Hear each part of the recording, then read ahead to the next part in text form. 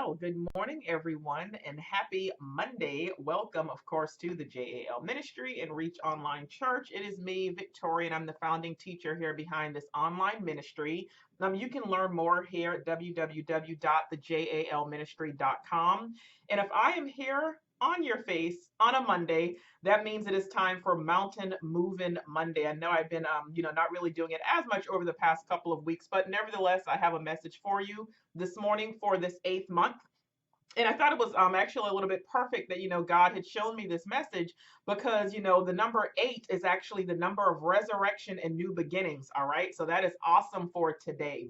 And something came to me that spoke loudly. Like I was back in Genesis, as I often am. I love the book of Genesis. I feel like there's so many hidden gems and things that we can just take out of that, out of that first book there in the Bible. But it has so many amazing stories, and I was looking at the story of Hagar and Abraham. And, of course, Abraham and Sarah, they became impatient, right? When God had told them that, that they were actually going to give birth to a son. Like here was the promise of God that they were told that they would have a child, but they're impatient. Just like many of us, we end up getting in the way of God, thinking that we're helping God, thinking we need to take matters into our own hands.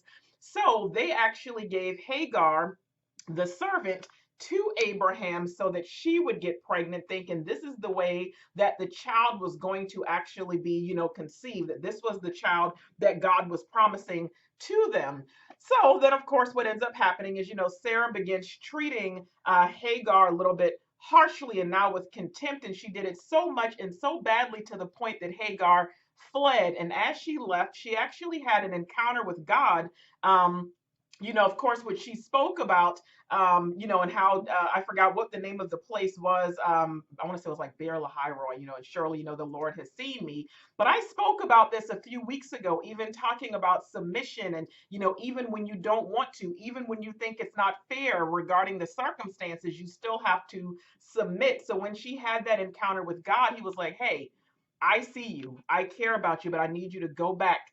Okay, I need you to go back to, where you're supposed to be. And God was sending her back there to Sarah and Abraham.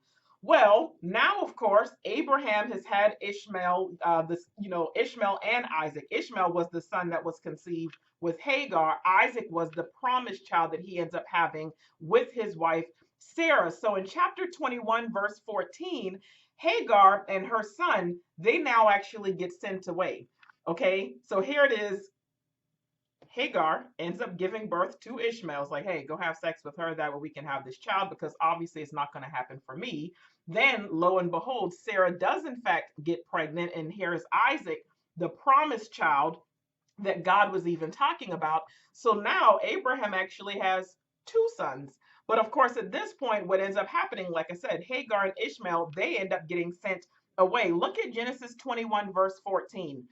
And it says, so Abraham got up early the next morning, prepared food in a container of water, strapped them on Hagar's shoulders, and then he sent her away with their son, and she wandered aimlessly in the wilderness of Beersheba. The interesting part about all of this, while it might sound a little insensitive, sad, whatever, as we actually read this story, is that Mesopotamian law actually allowed a slave wife to claim freedom in return for waiving her child's rights to the inheritance. So Abraham was the one who actually brought this up to get out of this difficult situation that he was in, though it was, his fault in some degree. It's like, yeah, Sarah was the one who brought this whole thing to him, and he was like, okay, sure, I get to have sex with your servant too. Let's just go ahead and get that out the way. And if this is how you think this child is going to be conceived, it is what it is. Listen, sometimes you, of course, are going to find yourself in unfair situations just like Hagar. You're going to find yourself in unfair places. You're going to find yourself in unfavorable circumstances, yet you didn't ask for that.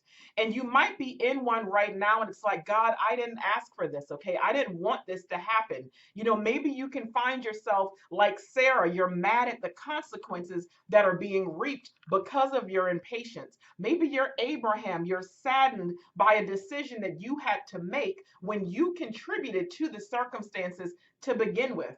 Or are you Hagar? Maybe you were used and then sent packing from your familiar place after being the one who was poorly mistreated.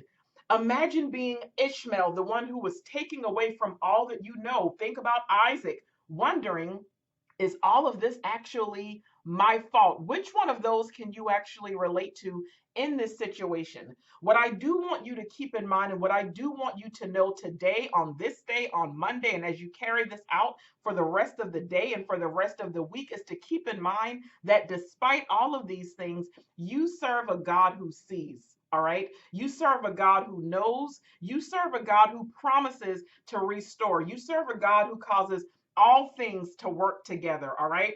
You serve a God who restores things to us that we lost, as we even see when we look at Joel 2:25. Like, regardless of whose fault it was, regardless of what happened or what took place, it says that He will restore unto you the things that were taken from you. Even if you didn't ask for this, I promise you, whatever it is that you are going through right now, it won't take you out. This will not take you out, because He who began a good work in you, He will finish what He started. All right.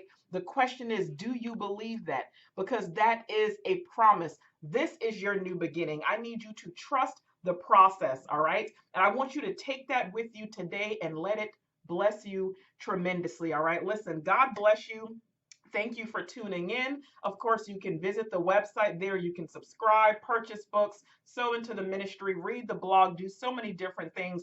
I just wanted to come and inspire you and encourage you for today. All right. But be blessed. I pray that you have a fantastic day. I love you, and I will chat with you all later. Bye bye.